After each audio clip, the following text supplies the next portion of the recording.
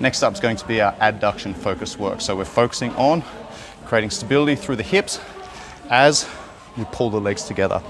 All right, primarily working through those muscles on the inside of the legs that create that movement, but also getting the other muscles around the hip firing to create stability, hold the joint in good alignment whilst the prime movers then provide that movement. All right, so a couple of different options here. Let's go through the progressions and regressions. What I want to do here, this is the most difficult one. This can put a little bit of strain on the knee.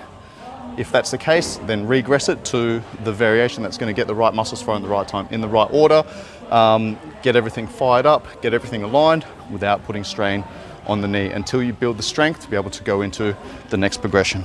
So I'm going to set option 1, arms straight.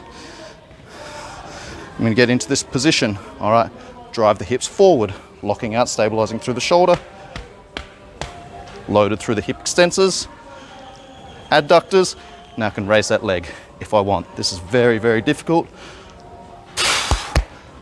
Holding tight, creating tension. All right, that's option 1. We want to go through and accumulate about 30 seconds work. All right, I can also do the same thing on my elbow. All right, very important here that I'm not just in this position with flexion. I want to try and get my hips forward, boom, straight line, ankle through the shoulder. Hold this position, abs on, adductors on, all right. Glutes on as well, help stabilize pelvis and the spine. That's option 2, okay.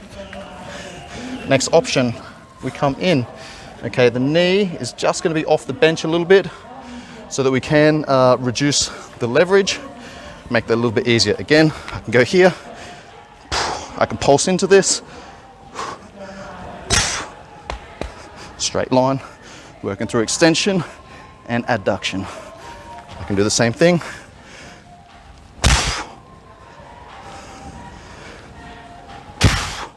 In this position, if I'm pulsing into this, I'm gonna do that 5 to 10 reps.